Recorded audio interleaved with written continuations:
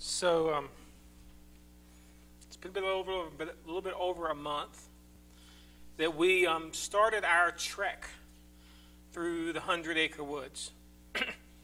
And today we're going to continue in this study, a study that is encouraging us to go a little deeper in our relationship with Christ.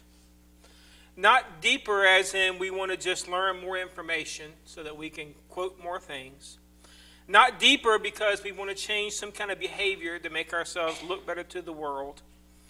What we're doing is we're trying to look at the underlying issues in our life that are just below the surface that kind of get in the way of us living a Christian life.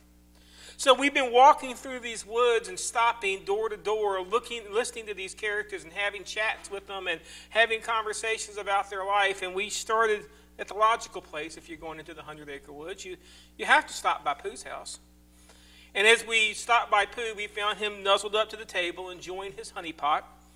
And there he is stuck as he indulges his life. And he just can't seem to get past the fact that he is stuck there in his honey pot, just eating and eating and eating. And then after we left Pooh's house and we talked about how we struggle with indulging our flesh, we skipped on over to Piglet's house and we talked about the idea that Piglet worries a lot. And as we began to talk with Piglet and we began to have this conversation, we found out that the reason Piglet worries is not really about worry. The underlying issue is the fact that we don't trust God enough to be God. We think it's our job to kind of sometimes give God an assistance, and that's when worry begins to happen. And then we scurried by Rabbit's house, and Rabbit was busy. Of course, that's what Rabbit is. And as we met with Rabbit, we found that Rabbit is obsessed with his own plans, even to the part that he tries to make God part of his plan versus him being part of God's plan. And because of that, Rabbit has to obsess about every single detail. And I see that in my own life sometimes. And as we left Rabbit's house, we hopped on over to meet with Kanga and Roo last week on Mother's Day. And sitting in that house, we discovered that sometimes we have a misconception about who God is. Sometimes we don't understand that God is not here to be the bad guy, to judge us, but God is more like a mother.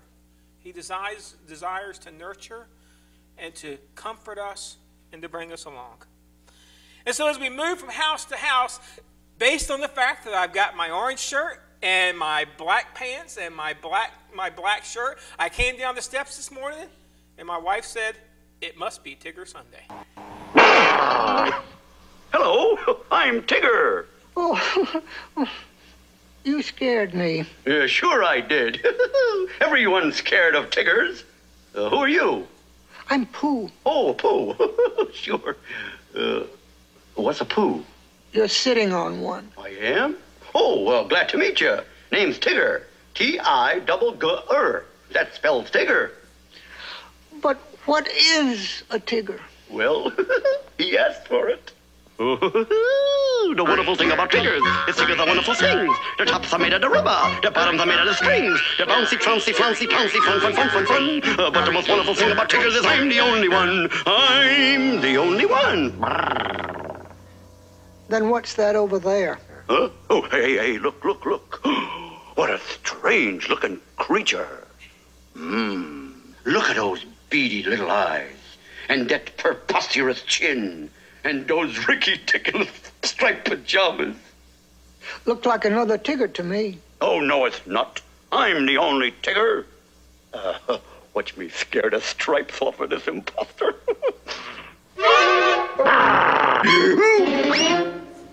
Is he gone? All except the tail. He's gone. You could come out now, Tigger. Tigger? Hello, I'm Tigger. You said that.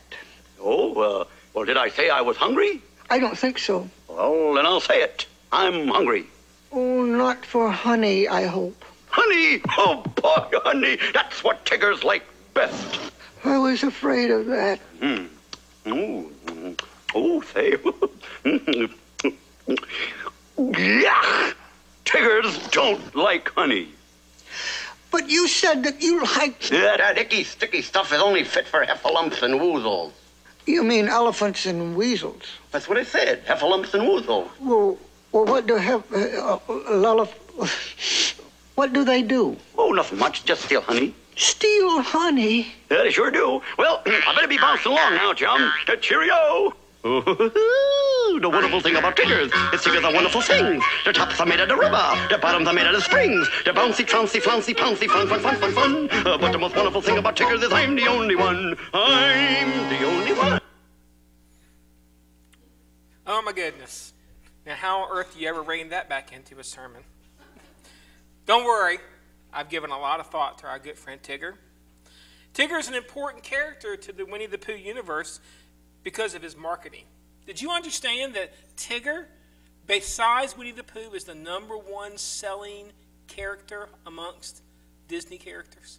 Take away Pooh, and Tigger comes in second. As a matter of fact, they sell more stuffed Tiggers at Disney World than they do Mickey Mouses. Isn't that crazy? And when it comes to those T-shirts, he finishes #3 on T-shirts. Tigger is a very popular character. And here's the funny thing is we've been traveling through the 100-acre woods and we've been stopping house to house. Today there is no house. Huh? Well, Tigger's homeless.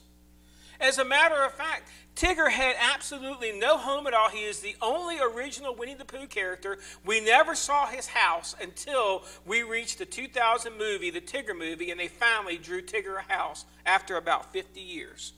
So as we meet Tigger at this point, he's just a character that's bouncing through the woods that happens to intersect with the other characters there at various points. And as we listen to that clip, there's a lot of things that we can learn about Tiggers. I mean, the wonderful thing about Tiggers is Tiggers are wonderful things. He has a very high opinion of himself. As Tigger looks at himself, everybody must like Tiggers because Tiggers are, well, they're wonderful things. They are made for motion. How does he describe himself? His tops are made out of rubber and his bottoms are made out of springs. And he's bouncy, bouncy, bouncy, bouncy. Fun, fun, fun, fun, fun. He's always looking for a new adventure. That's Tigger. And the funny thing is that Tigger sees himself as a very unique or special character because he says, I'm the only one. Now, here's the thing that always confuses me about Tigger. Is if Tigger is the only one, why does it say Tiggers are? So even in his own song, he's a little confusing because he says, I'm the only Tigger, but yet Tiggers are wonderful things. Maybe because he desires not to be the only one. By the way, see Tigger movie, and then you'll understand why that's such an important thing. So as we continue through the clip, we see that, well, he's never seen himself for what he is. I mean, he thinks he's the only one around, and as soon as Pooh points to the mirror and he says, what's that? He begins to make fun of what he sees in the mirror. So obviously, Tigger's never looked at his own life. He's just kind of bounced along. And then the really ironic thing is that he doesn't know what he likes. I mean, everything you mentioned to Tigger that's new, he says that's what Tiggers like best. But then when he tries it, Tiggers don't like that at all. And so this is a very confusing little character. And if we were going to try to talk about a person that kind of looks like a Tigger, we would use a word that maybe Tigger's a little shallow. Tigger just doesn't get life. He's only looking for the here and now. He bounces through life without giving any concern to who he's going to injure when he pounces someone like he does Pooh, how obnoxious it is, how it goes about. He just doesn't think about any of that. And we kind of see Tigger as shallow, but Tiggers, especially the spiritual ones, they're not shallow at all. As a matter of fact, if you've ever met somebody that has the Tigger syndrome from a spiritual perspective, and we're going to talk about what that is here in a few minutes here, you look at that person and they're really kind of complex people. They can be very exasperating people. I can say that because I think I know a person that's kind of Tiggerish at times. It's dressed in an orange shirt with black shirt and black pants today. See, I can identify that the problem with these Tigger characters is a lot of times they lack contentment. Contentment is something that Tigger struggles with because they have difficulty understanding themselves and difficulty knowing what it is that they like, and so they're always looking for that one more thing that's going to make them content. And when they talk about contentment, well, they just kind of bounce around and they never seem to be satisfied.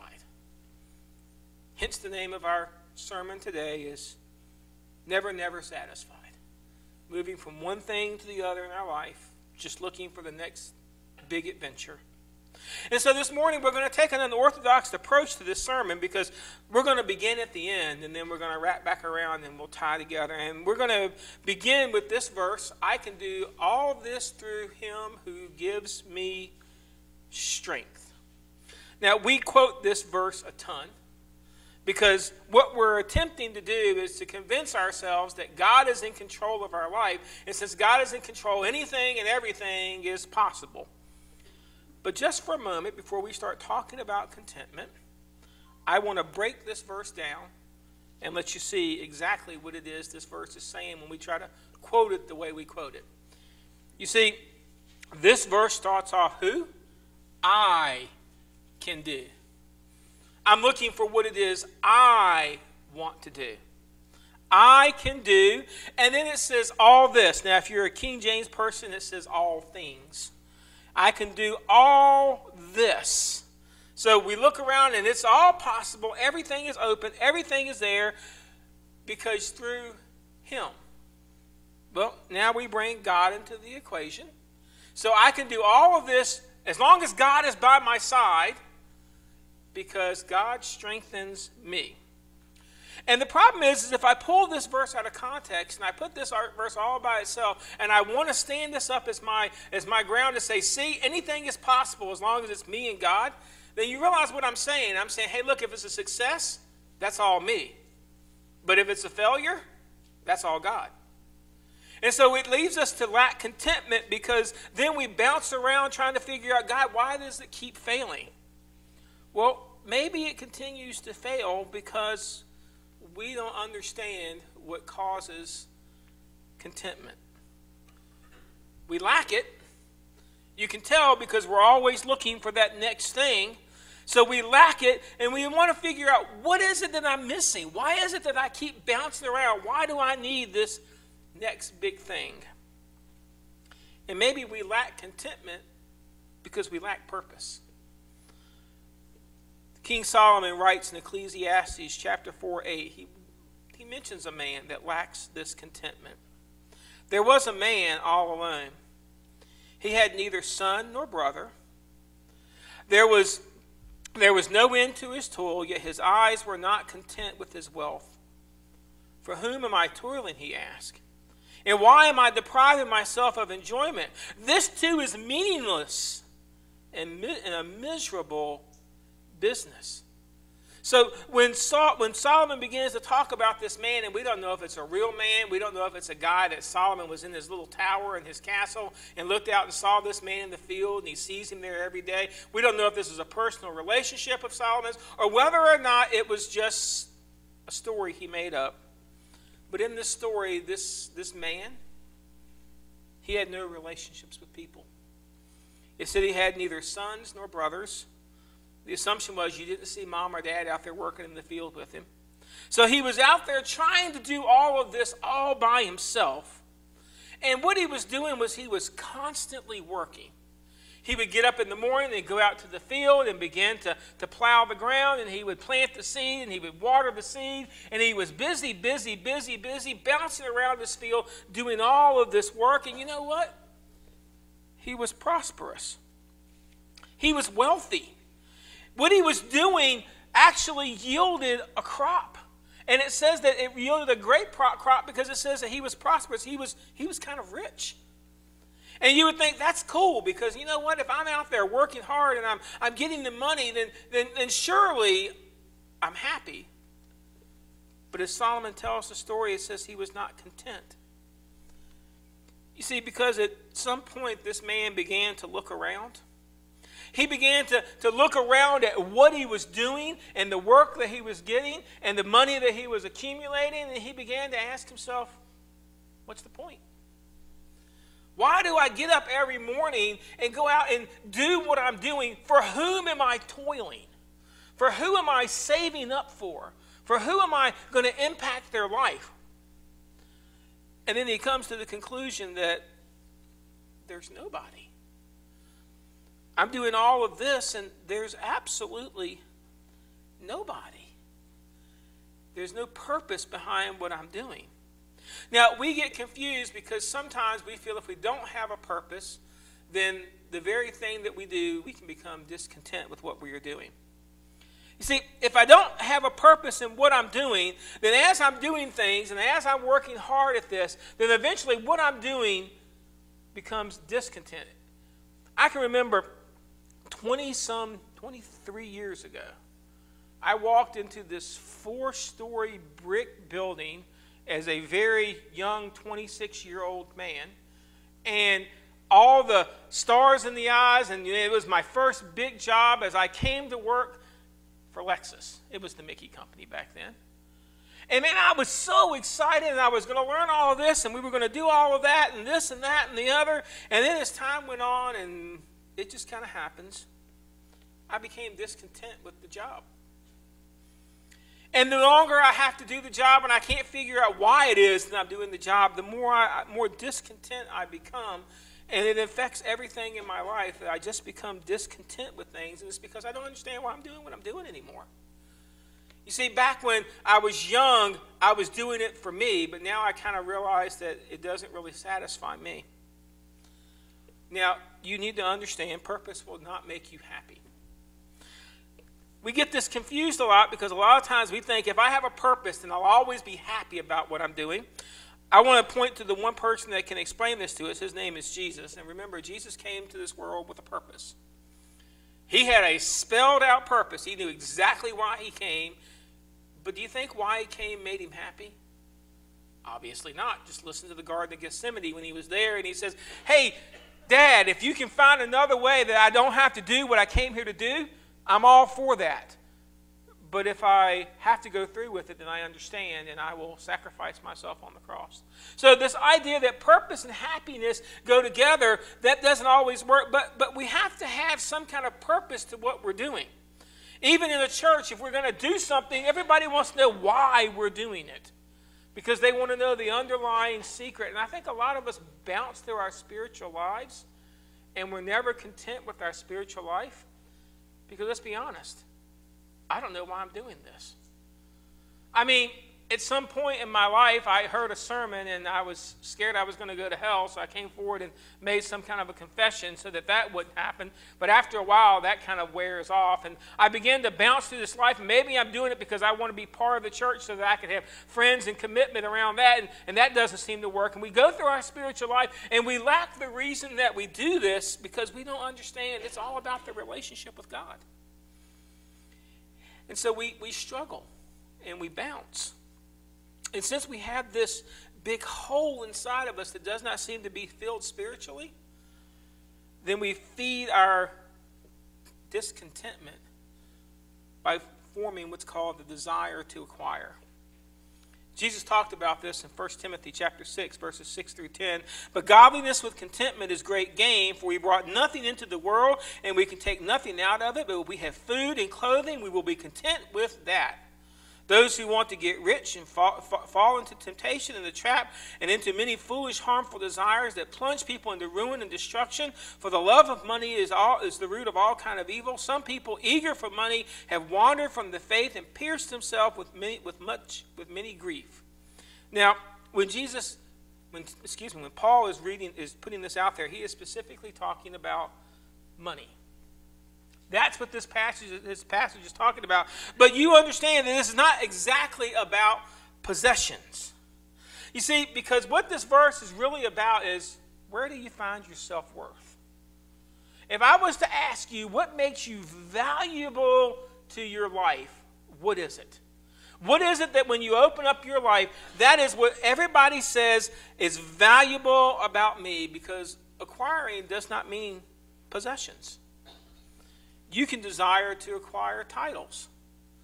We've met these people. They love to have some kind of title in front of their name. I used to have a landlord when we were a kid, and his name was Major Blankenship. And funny thing is I found out later in life, he never was in the military. He just gave himself the name Major because he thought it sounded cool.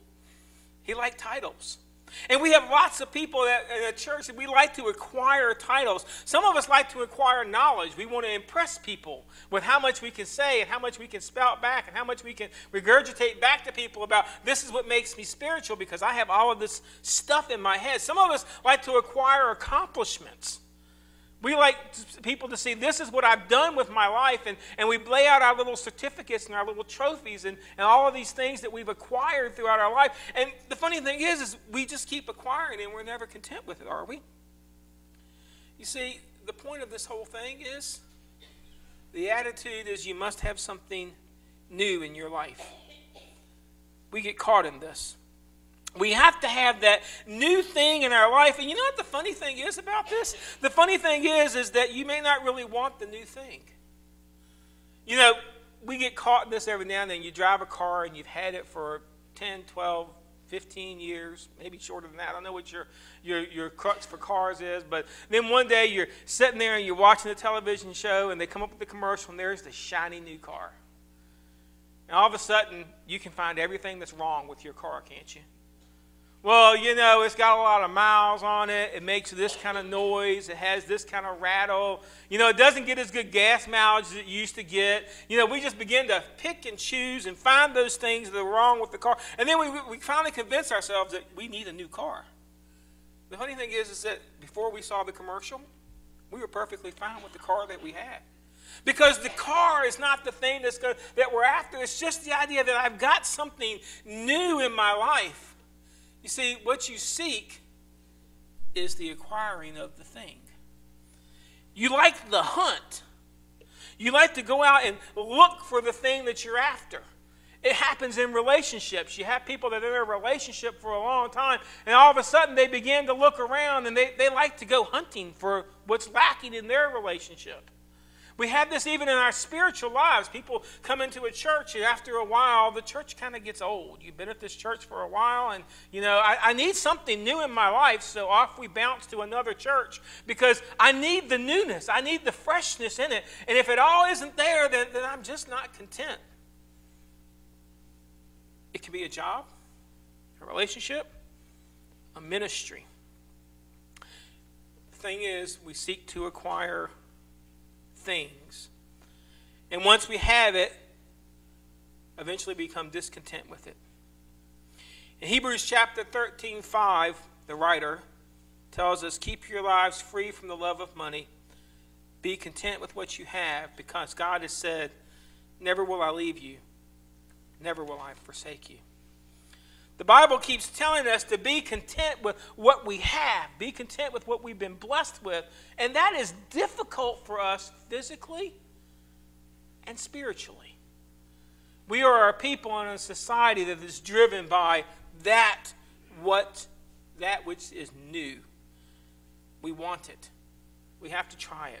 Have you ever been to the grocery store and you walk through?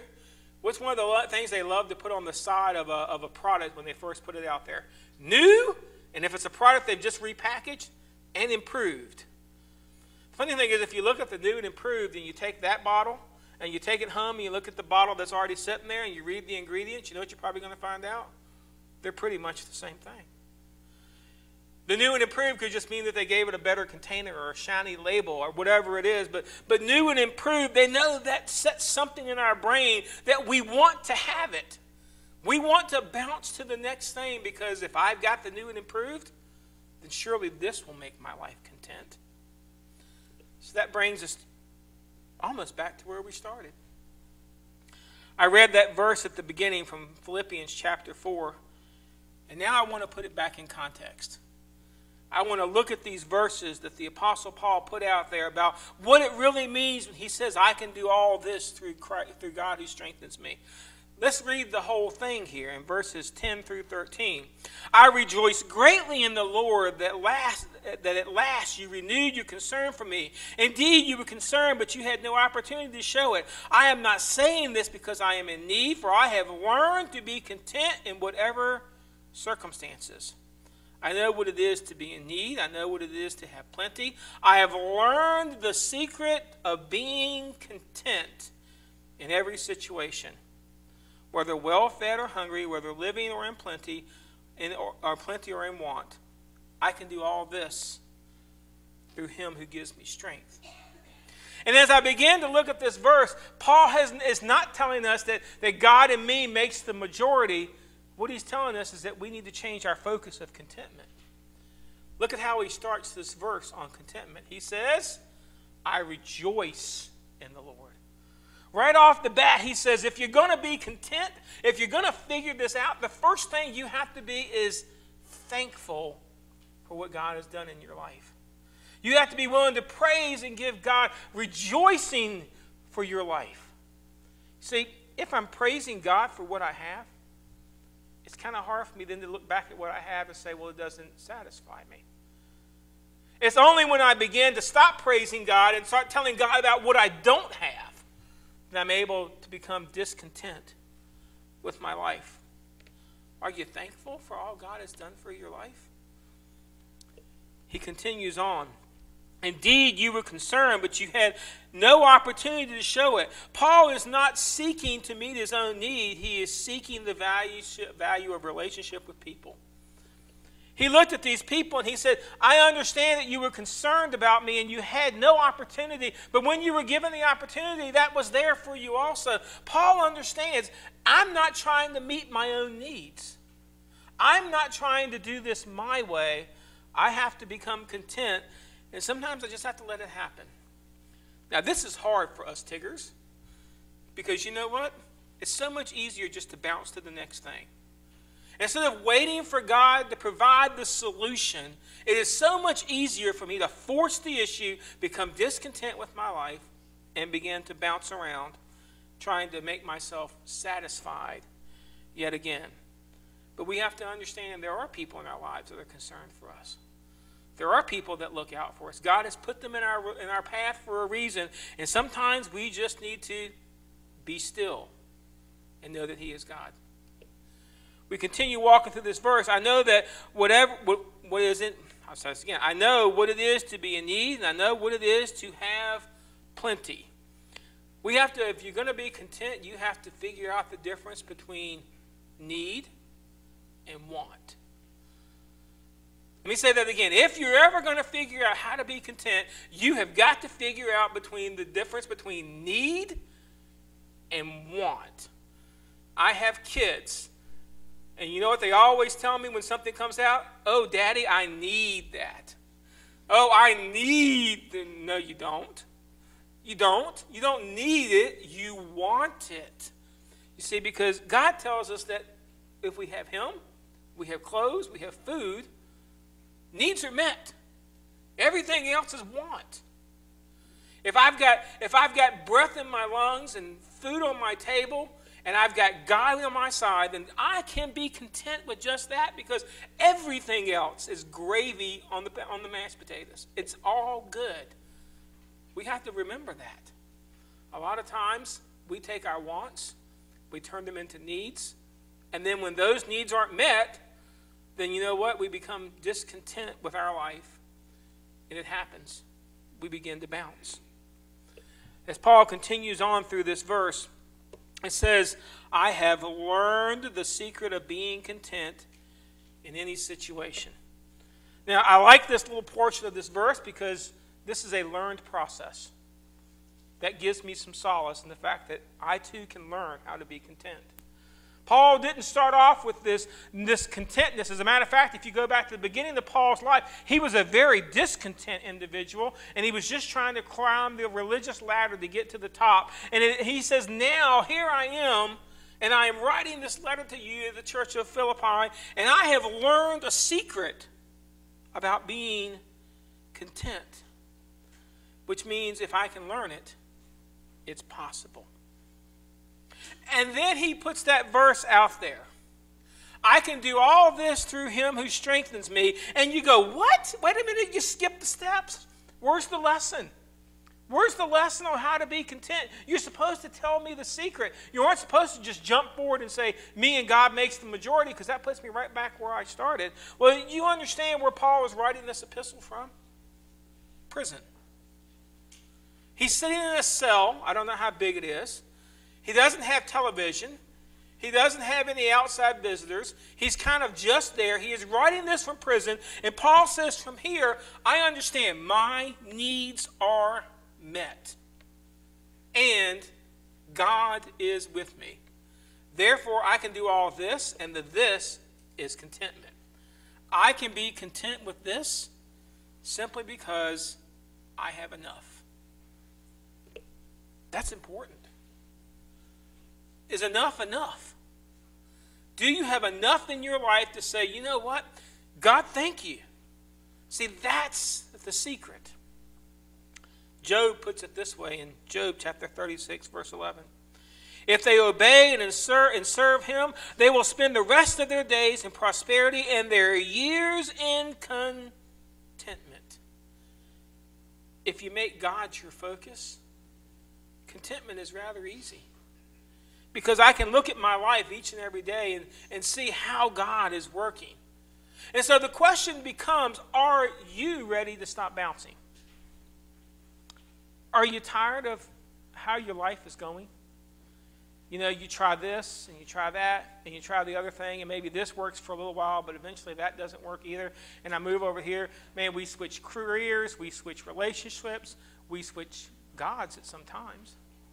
Simply because inside of me, I want to be content. I'm just not happy with my life. Now, happiness and contentment does not go together. You can be very content but have unhappy moments in your life. Contentment is this inner peace within you to say, you know what?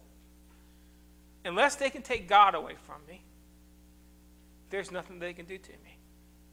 Unless they can separate me from God, there is absolutely nothing else in this life that matters. And God says, you know what? There isn't a power on this earth that can separate you from God. Can you allow that to be your contentment and stop just bouncing through your life, doing the things that you're doing because you're trying to feed an appetite? We're going to do a time of decision, and I encourage you to start thinking about what is it in your life you're looking for to make yourself content. If you came up with any answer except for God, I'll go ahead and tell you the end of the story. It's not going to work. There is nothing on this planet that is going to make you content with your life unless God is part of that life. So let me encourage you during this time of decision. Maybe you have never accepted Christ as your personal Lord and Savior. You don't have that base relationship. This song is for you. If you want to come forward, we'll put you with somebody to turn the pages of the Bible and help you understand what it means to have a relationship. But if you're here today and you've made that decision, but you still find your life discontent, let me tell you, it's because you've lost your focus. Remember that interesting fact I told you about Tigger at the very beginning of the sermon? It wasn't just because I wanted to tell you an interesting fact so you could answer a Jeopardy question later on. Tigger was the only character that was homeless. He never had a place that he planted his flag and he says, this is where my life centers. And so he just bounces through the little cartoon for 50-some years. Are you doing that in your life? Or have you planted your flag on God as your home? He is the center of your life. Because if you've done that, and if you're doing that on a daily basis, you'll find yourself more content in what you're doing. And you'll find that God is willing to give you more to do so that you learn more about him, and your contentment will just expand. Love to tell you I've got that all mastered. I'm still working on it, but I'm still learning. But if you're here today and you need to make a commitment to have your life more content, come on forward. We'll pray about it and we'll put it before God. Decisions are always about what you need to do. So give it some thought. Would you please stand? We're going to pray.